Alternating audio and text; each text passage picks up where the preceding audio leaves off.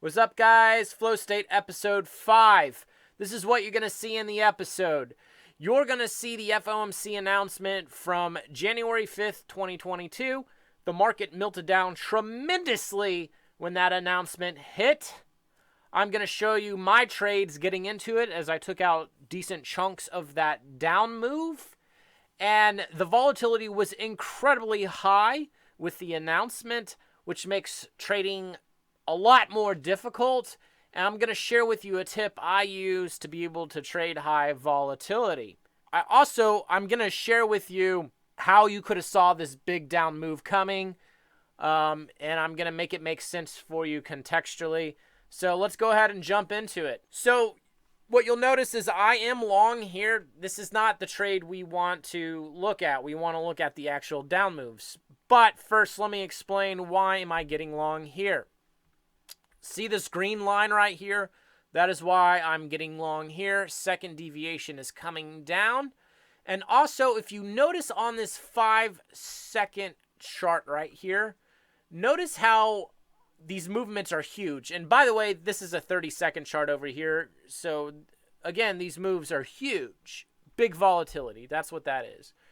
So what I do is I track this volatility and I don't trade my level the first time it gets tested. This would be the first time it got tested right here. And then it started to get tested here again. Obviously, it was being held up a lot. There was some absorption, and then it blew through.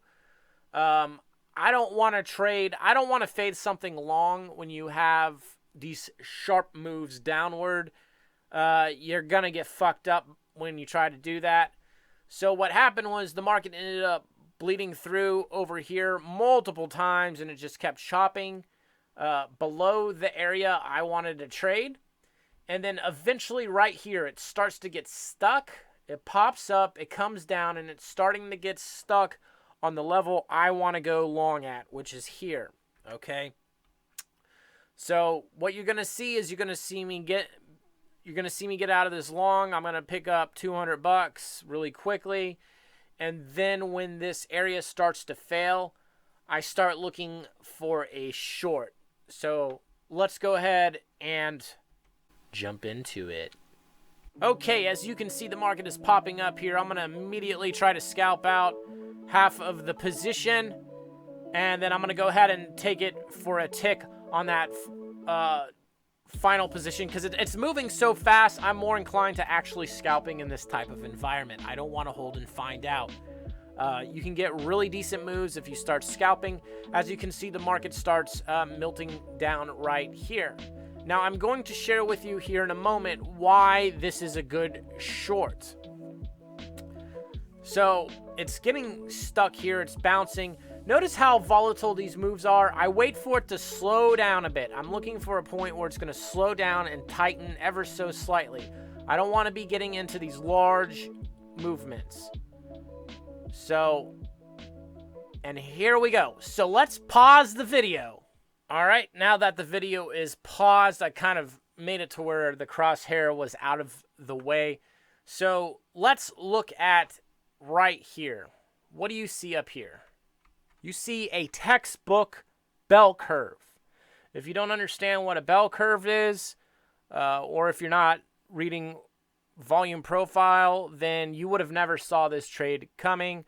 I have a video on auction market theory. Check out that video.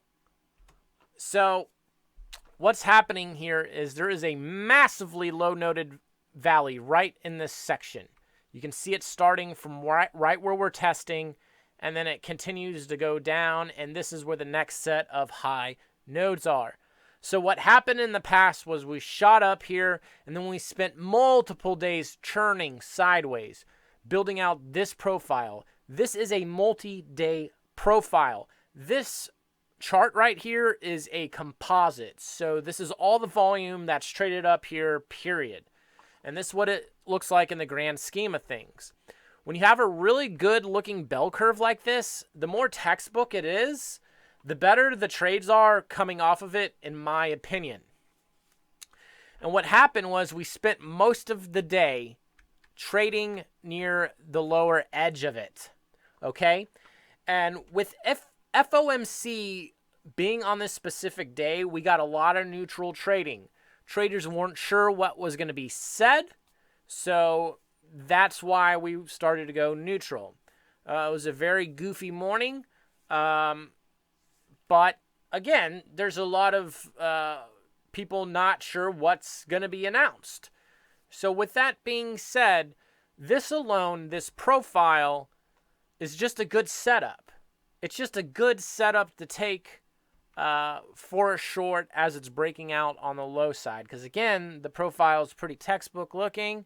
And when you got a textbook profile, you like that, you tend to get better trades. Also, you got a combination of a super low noted valley. And this thing spans multiple points too. You don't get many setups like this. And on top of that, you have a news catalyst driving this. This right here is what I call a recipe for a badass fucking trade. And this type of setup does not come around very often. And when it does, this type of thing can really make your year if you size it up right. So how did I do with it? Well, you're about to see. Here we go. Okay. This is where I'm going to start to look for a short. So I'm waiting. It keeps probing here. I want it to start to tighten up. I want it to not be moving so violently. It's going to be violent. But notice how the movement up and down is starting to slow down. You're getting a slower movement up and down. It's starting to settle in.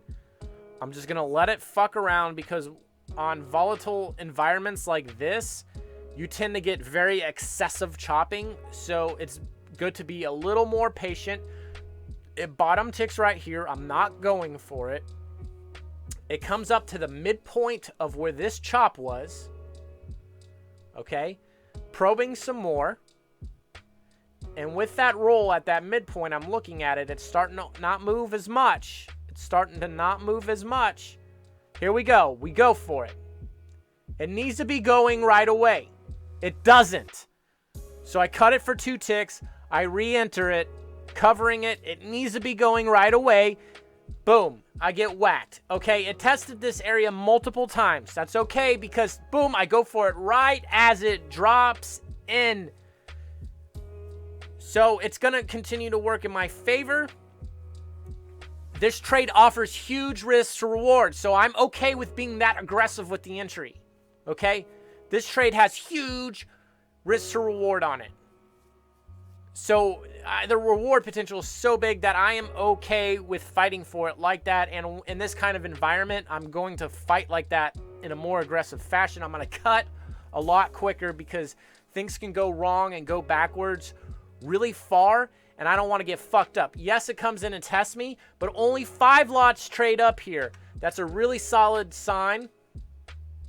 Being patient with it. Because getting into this type of trade in this type of environment is very difficult. Still holding the trade. Obviously, it's chopping. I don't like this chop and churn. And this is such a big valley. It initially got rejected when it poked in there. That's why I was going for that one long you saw at the beginning of the video. Typically, these large valleys are going to take multiple tests before it actually goes. So we're going to kind of watch it. Notice how it's a little more tame. I'm going to take some off right here because this is taking far too long. There's a lot of absorption right there. It drops in really quickly. No. Going to take another one off right here. There's a lot of buying on the tape. Okay. Once we start to get to the midpoint of this valley, I'm going to start to consider getting flat because typically you're going to get a bounce in that in the middle of that valley. Notice how it's sinking. We're right near that midpoint, still holding.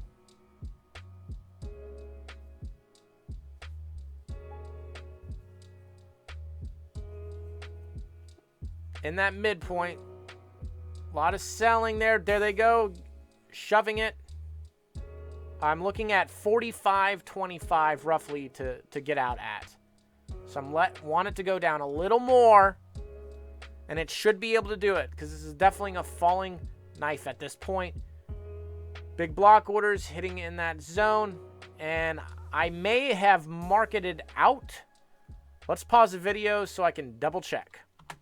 Okay, guys, we went ahead and fast forward into the future at this point. As you can see, the market's starting to go a lot more sideways over here on the left. This is at an older level that I had plotted, and it's bouncing off of it perfectly. It's not a big level, so I'm just kind of carefully watching this thing. There's a bell curve that has formed up right here. This is also pretty textbook, but it's intraday. I'm not putting a shitload of weight on it. What you're going to see is I'm going to end up taking a small losing trade here. And here I go. I'm stalking it, and I believe I attempt to go for a short right there. As you can see. And then I'm out of it. I hit it with a market right there to go ahead and get out of it. I was hoping that since it was kind of staying under second deviation and it was staying in this distribution curve here, I was hoping that it would kind of come back downward and continue to shove. But that didn't happen. Again, a very small loss, which isn't that big of a deal. But this next trade is going to make up for everything and then pay me. The next trade will be in the future, so let's go ahead and go to there. Okay, guys, we went about 5 minutes in the future. Notice how the price action is still banging and winding in this overall area, which is building up this bell curve. Let's go ahead and play it. And what's going to happen is it's going to probe into this older level I got down here. And it's going to start to get stuck under this green line. This is where I decide to make the short. Notice that the price action is slowing down in here. It's not as volatile in the movements as it was. It's more manageable at this point. Look how it's not moving as quickly. Yes, you had a quick shove like that. So carefully watching it, and here it comes up to where I'm looking, and it's stalling right at the area I'm looking to trade, or potentially trade. It's coming back in. I'm looking for some sort of confirmation here. I just want to watch it a little more to make sure it doesn't bounce back up off of this green level. I go for it there. Stalling hard. There's liquidity down here at 40, which is good. This should magnetize the trade a little bit. Somebody should be wanting that liquidity. There it is. And somebody took it as well, and it shoved. Took one lot off right there. And we're going to continue to watch this as I start scaling out. The next lots should come out around 38.50, which I think we just went through. We did.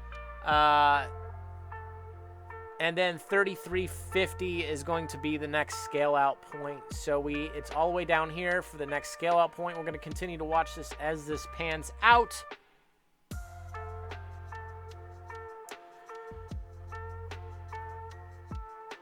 In case you guys are wondering, the depth of market platform I am using here on the right is Jigsaw Trading. Use my affiliate link in the description. Save yourself $30, and it helps out this channel. So it's continuing to move down here. Got some nice liquidity there. It started reloading. Somebody took it.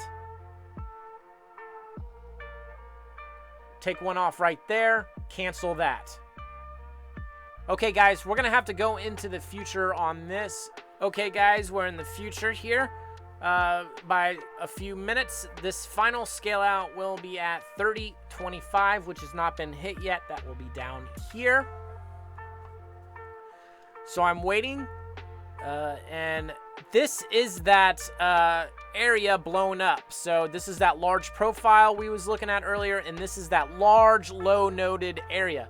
And again, these types of trades don't come around that often, and when they do, they're really fucking good, and I'm going to be aggressive about attempting to hit it, but I want to also be logical. And here we go. We're out of this trade here, and it's going to continue to go down, but this right here is the target, this high noted area.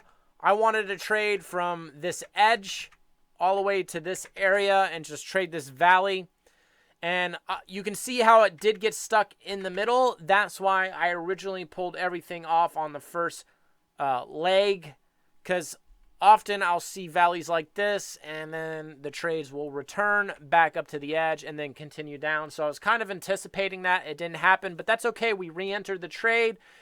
And again, these are the types of trades that can yield really good P&L. If you happen to see them, they don't come around that often. How did this one yield me? Well, we're not going to include any of the other trades in the day. We're not going to include that one long you saw at the beginning of this session, which was $200. So we're not including that. We're just including the shorts I took on this specific setup. So we're talking about this specific setup, not anything else that happened. With the losses and the 2 wins, it only came out to $1,337.50 net. Okay, that doesn't include commissions. That's okay. That's not the greatest, but it was a really good trade. I think I did rather well on it. There's certain things I could have tightened up when it came to actually trading it. I should have been not as aggressive with scaling it so soon in the beginning. I should have more so tried to held it to the midpoint, but that's hindsight analysis. And you know what? Trade management will never be perfect. I say that on this channel, and I'm going to continue to say this.